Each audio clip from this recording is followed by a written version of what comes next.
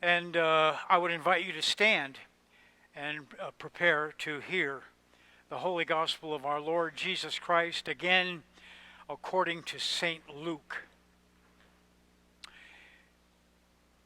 Jesus said to his disciples, "There was a rich man who had a manager, and charges were brought to him that this man was squandering his property. So he summoned him and said to him, 'What is this that I hear about you? Give me an accounting of your management, because you cannot be my manager any longer.' And then the manager said to himself, 'What will I do now that my master is taking the position away from me? I am not strong enough to dig, and I am ashamed to beg. I have decided what to do, so that when I am dismissed as manager, people may welcome me into their homes.' So, summoning his master's debtors one by one, he asked first, 'How much do you owe my master?' He answered, 100 jugs of olive oil. He said to him, 'Take your bill, sit down quickly, make it 50. Then he asked another, 'And how much do you owe?' He replied, 100 containers of wheat. He said to him, 'Take your bill, make it 80. And his master commended the dishonest manager because he had acted shrewdly. For the children of this age are more shrewd in dealing with their own generation than are the children of light. And I tell you, make friends for yourselves by means of dishonest wealth, so that when it is gone, they may welcome you into the eternal homes. Whoever is faithful in a very little is faithful also in much. Whoever is dishonest in a very little is also dishonest in much. If then you have not been faithful with dishonest wealth, who will entrust to you the true riches? And if you have not been faithful with what belongs to another, who will give you what is your own? No slave can serve two masters, for a slave will either hate the one and love the other, or be devoted to the one and despise the other. You cannot serve God and wealth." Ouch. That's the gospel of the Lord.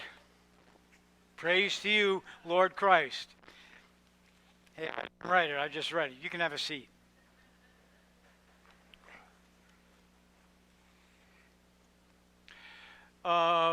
Anybody feel like preaching this morning? Take that story apart for us? I didn't think so. I was reminded this morning, for those of you that were in positions of leadership in the 70s and 80s, you'll remember one of the preeminent teachers in leadership at that time was a guy named Stephen Covey. Wrote The 7 Laws of Highly Effective People. It's a good book. And there was a lot of good leadership material that came after it. But one of the way that Stephen began the book was by offering the concept of paradigm shift. Paradigm, you remember this? And he told a story.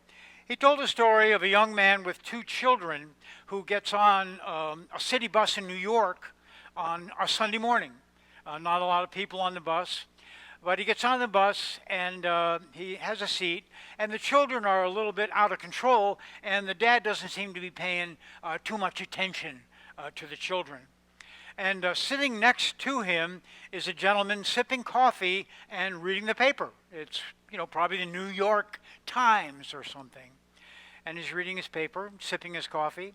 And one of the children, when the bus shifts or whatever, falls basically across the guy, knocks out the coffee, upsets his paper, and he's, obviously at this point fed up with the children. Why don't you take care of your children? And, which is understandable. And the fellow with the children, it's like a little bit of a wake-up call, and he says, we just came from the emergency room where my wife died. And the children, obviously don't really know how to react, and, I'm sorry. I just, whatever. And of course, the guy whose coffee was spilled just feels terrible. And you can see that things shifted for him dramatically from one perspective to another. And, we're capable of that. And that, I think, sometimes is the power of these stories that Jesus tells. This is the story, and scholars are the jury is a little bit out on whether or not it's a parable or a story. Jesus usually, or the narrator, Luke, Matthew, Mark, whatever, would say, and then he told them this parable. And it doesn't say that. It just begins with, he said to his disciples. So this is either a teaching story or a parable. It doesn't really make any difference. But one of the things that is really important now, all of the New Testament scholars that I consulted, and I went big time to university this past week, the University of YouTube. By the way, I mention all the time that I'm looking up YouTubes and watching and listening to all week to different pastors and biblical scholars weigh in on the gospel for today. All of them say this is the worst. Of all the stories that were told, all the parables, all 40 of them in the Gospels, this is the most difficult to understand. So if you're scratching your head right now about wondering why this guy got commended by the Master, you are not alone. This is a very, very confusing story. And the jury is still out. But lucky you, I have the answer.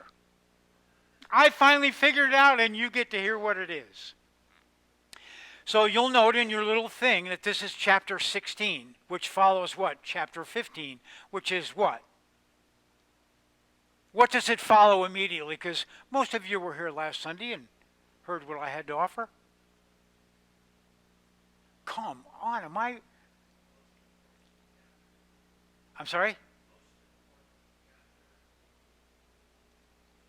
Mike, well done. The most important chapter in the Bible, the gospel within the gospel. Lost sheep, lost coin, lost son. And, one of the things, this happens all the time, but after Sunday, I always think to myself, I forgot to say.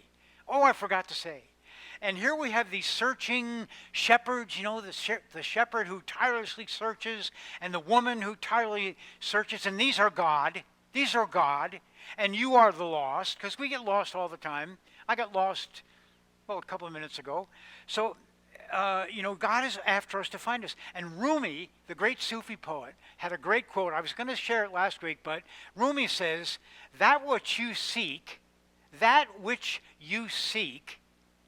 seek you. And I thought, boy, if you were to put those three stories into a nutshell, Rumi nailed it. That which you seek. What is the human being after? Divine union. We know it's possible. It's our heritage. It's wired. It's just part of who we are as spiritual beings. We want to go home. I want to go home. That's why everybody loved E.T. I want to go home. I want to be with God. We just want to experience that unity, that love all the time, and we're seeking. We're seeking. And how does the song say? Looking for love in all the wrong places? Yeah, until we hit pay dirt.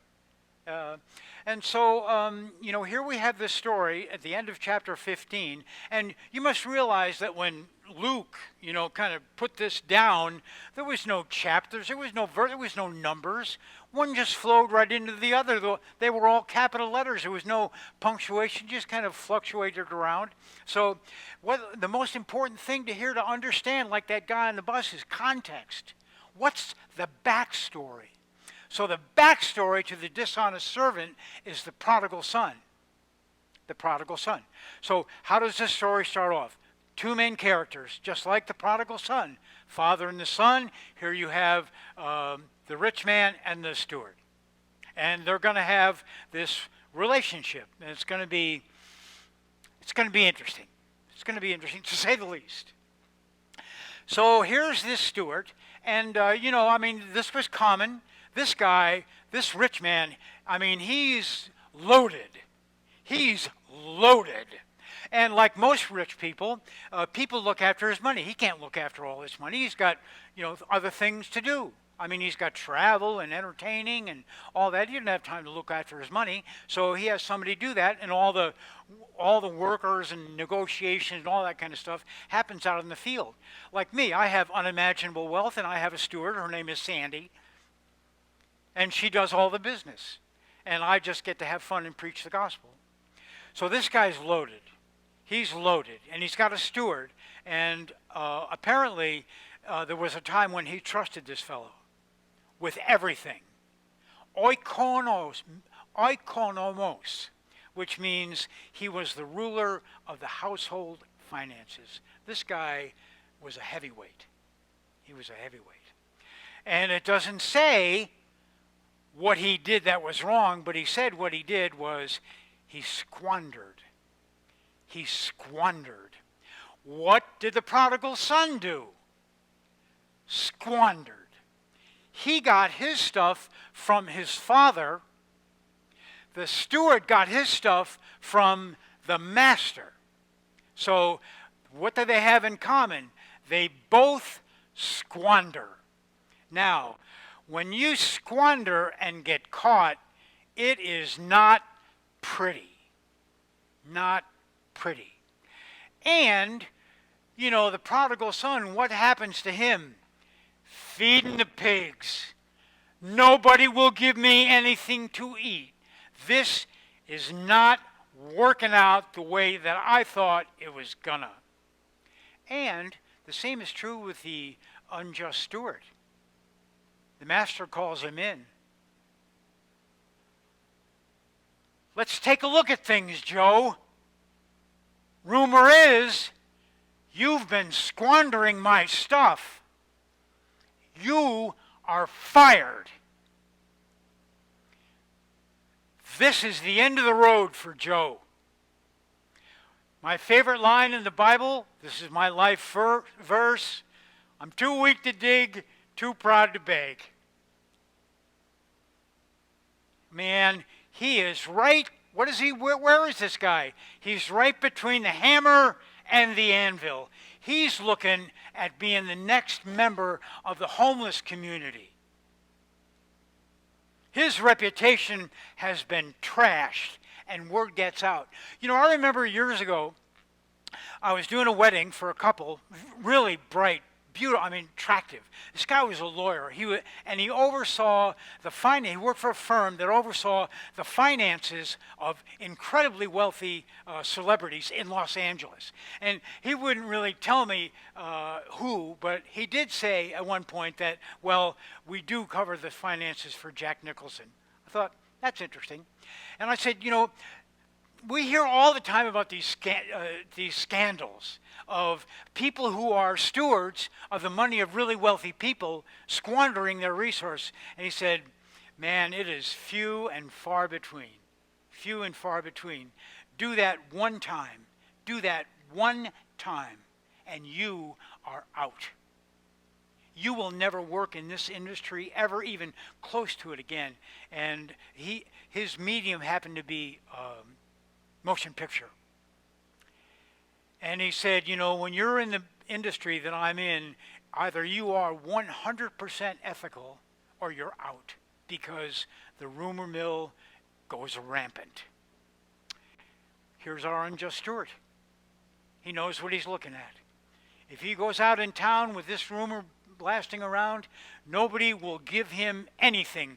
Just like the prodigal son, no one would give him anything. Now, what happens when you're between the hammer and the anvil? Your mind starts to work. It's called narcissistic positive. There's a psychological term for it, but it's when you really begin to understand what it's going to take for you to survive. And it's pretty dramatic for the dishonored steward, because he's going to have a brain explosion. Now, none of the debtors that owe this master all these goods, because things were traded in goods, not necessarily millions or hundreds of thousands of dollars, but one by one, you'll notice he doesn't get a group of the debtors together and say, I've got a problem, boys. You can help me solve it. No. One-on-one, back room.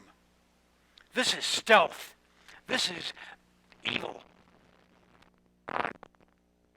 Now, how much do you owe? Tell me, quick, how much do you owe? 100 gallons of oil. Whoa, man, you are up over your head in debt. I'll tell you what, take the paper, quick, make it, and makes the guy, brings him into collusion with him. Go, quick, make it 50. Guy didn't have time to think. Just sounds good to him. 50 sounds so much better than 100. And this is, this is so much olive oil as to be ludicrous. I mean, this guy owes olive oil. And to cut it in half, you can hear him. Dude, if things don't work out here with Ed, I've got a guest house. You're welcome to come and say, not only that, it's got indoor plumbing. The first home in 2,000 years, you'll be the first. We're going to run wire. You'll have electricity, lights. Nobody has that. You can come and stay with me. Thank you for alleviating my debt. Second guy. Whew. Back room, buddy. Let's talk. How much do you owe? 100 bushels of wheat. Whoa, dude. Make it 80. Quick, make it 80. Right here, you write it down. So the contract is now in your name. I'm going to draw you into my little scenario. Same thing. Man, Joe, thank you. Things don't work out. You're with me, dude. You and me to the end zone. You have saved my bushel. So, so far, everything's understandable. The guy's up against it. He's not looking at a pretty picture. He's going to do what he can. And, this isn't a minor financial faux pas. This is his life. I make light of it, but it's serious. And then, now, you got to know when the curveball comes in a parable and you go, this is when it happens. The master sees what's going on, calls the stewards over and said, man, Joe, you have really done, this is amazing. I'm reminded of a movie a while back. I can't remember the name of it. Jewel Thief. The best in the world, steals these jewels all over the world. And there's a famous detective that's, protecting jewels for these insurance companies and all that. And, they go into this jewelry store that's just been robbed. And one of the most famous jewels in the whole world is stolen or whatever. And the detective comes into the place and he looks around, kind of casual like, and he says, well, boys, You got to hand it to him. This job was well done. Guy's a jewel thief. Job well done. And maybe it's like that. Maybe the master is just saying, wow, pretty creative solution. And maybe it was because the people that owed that debt now think so highly of the master. Wow, Joe forgave me how much I owed you. Thank you so much. It probably had to have come down from on high. So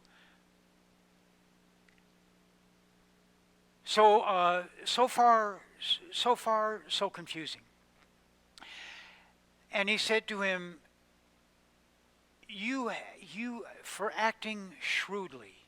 You know, the NRSV translates this word shrewdly, dishonestly, but that's not what the word is.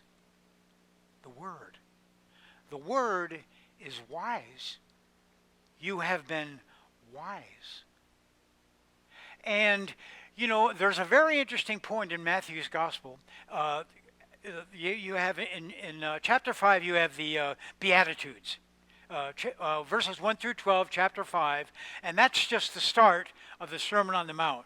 It goes on the rest of chapter 5, all of chapter 6, all of chapter 7. At the end of chapter 7, Jesus wraps up this amazing paranetic section of Matthew's Gospel and says, here's what it's like.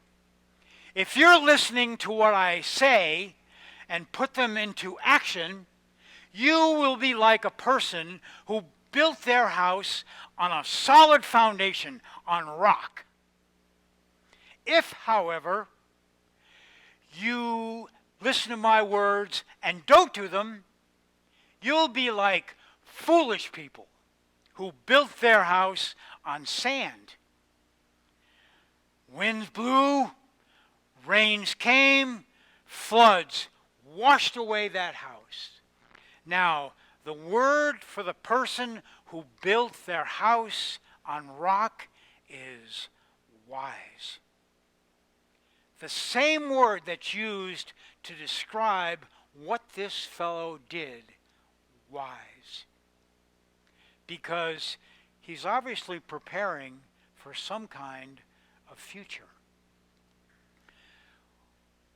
Now, you know, I remember years ago, at a general convention of the Episcopal Church, they invited a New Testament scholar to come, and this was in the late 80s when all of the conversation hinged on the ordination of homosexual people.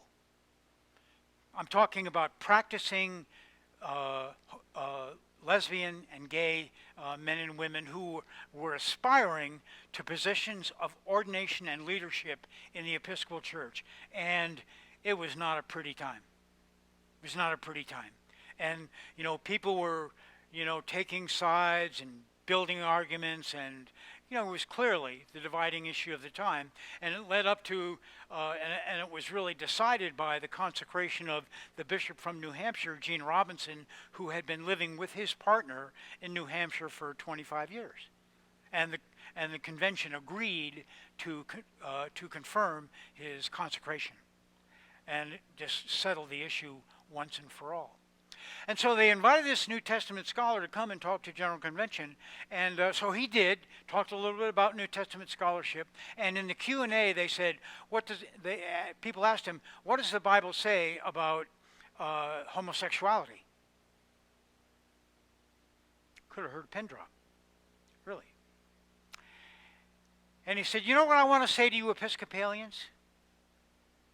The Bible doesn't say much about homosexuality.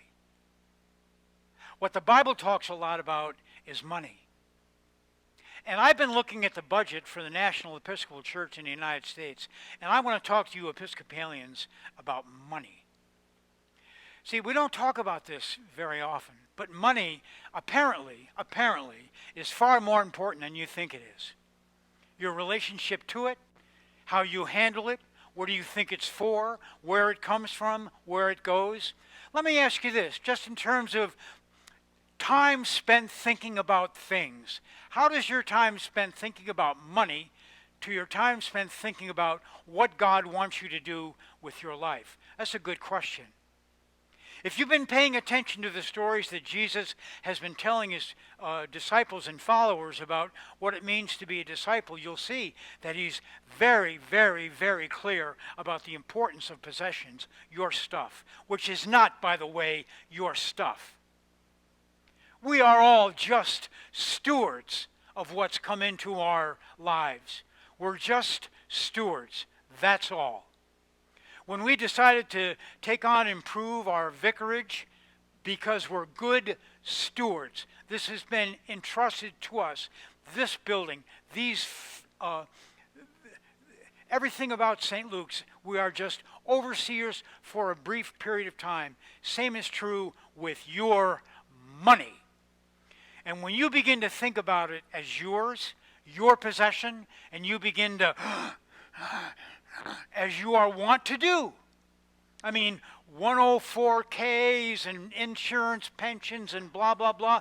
All of it's very important, but if not kept in perspective, it can rot your soul. Not my words. Not my words. And Jesus is very clear. You can't serve two. You can't.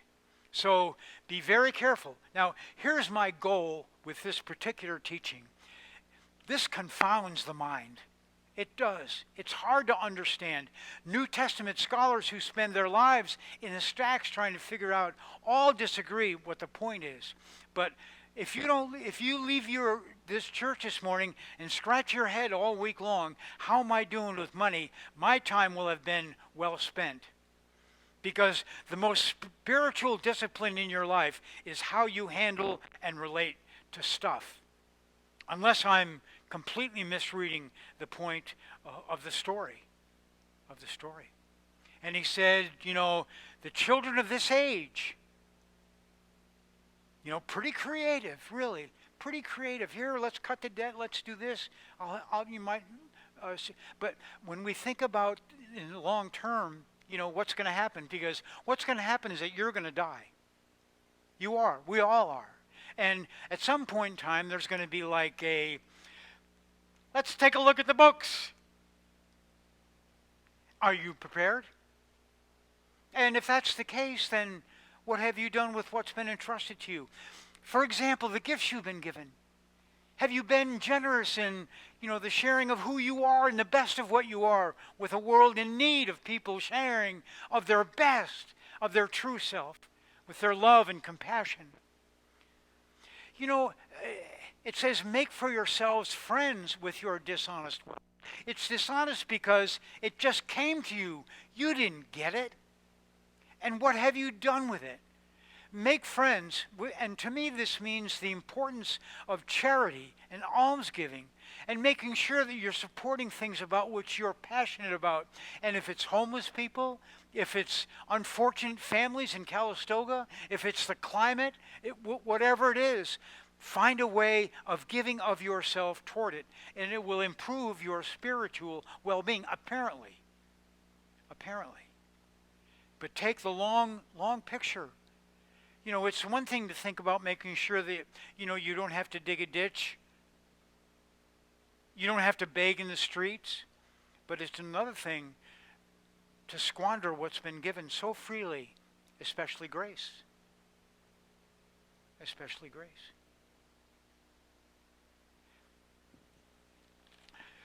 So, anyway, I'm going to wrap this up. I've been going on too long because it's pretty exciting, isn't it? And here's the one story I want to leave you with about all this, because I think too often people say, there's going to be this big judgment from God. It's going to be terrible, and I'm going to wind up being the weenie in God's eyes that I know that I am anyway. And I'm not sure that's the case. There was an interview that was done by a guy named D.L. Moody, who wrote a book called Life After Life, and he interviewed hundreds of people that have had near-death experiences. And one of the interviews he put on film was really amazing. This guy was an electrician that worked for the subway department in New York City. And he was down working on this electrical thing. And, we're talking about some significant amperage here. And he made a mistake or whatever, and he got shocked. Boom! And he was flatlined. He was dead. They took him to the hospital and all that. And, kind of just a nice guy, a little roly-poly, red beard kind of guy in New York City and doing his job, and he gets killed at his job, doing this electrical thing. And he has this near-death experience, goes down the tube, all that kind of stuff. And he said, it's the funniest thing that happened to me. And he said, I don't know if it happens to anybody else, but one of the things that passed before my consciousness when I was dead was I got to see all the nice things that I did to people that I wasn't even aware of doing. Little moments when I helped a person here or did a little something there. He said, I thought it was going to be terrible, but it was actually, kind of wonderful. But in any event, I do think it's important for us to take on occasion the long view. Regardless. Just regardless.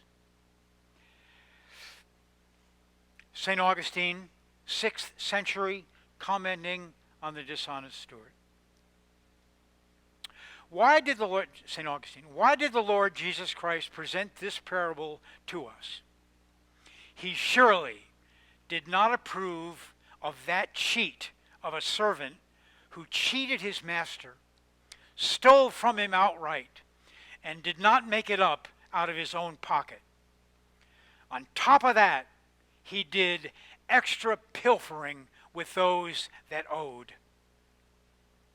He caused his master further loss in order to prepare a little nest egg of quiet and security for himself after he lost his job.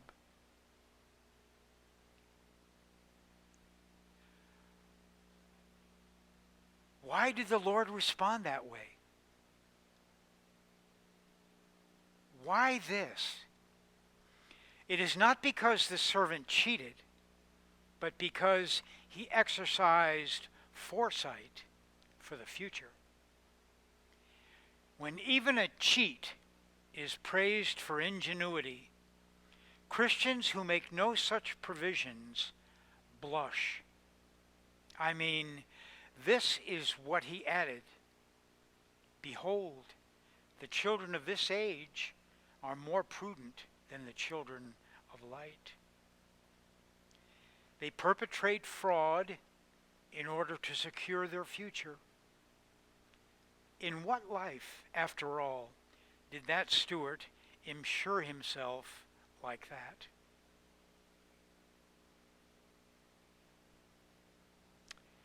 He was insuring himself for a life that was soon to end.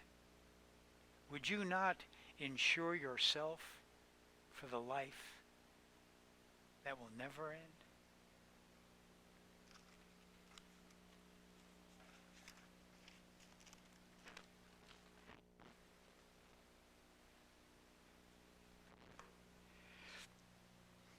Just sit there and scratch your head for a minute. Contributions to St. Luke's Episcopal Church help to make the digital ministry and other outreach within the community possible. If it is in your heart to make a donation, St. Luke's secure PayPal link, as well as the church's mailing information, may be found in the description of this video. Thank you.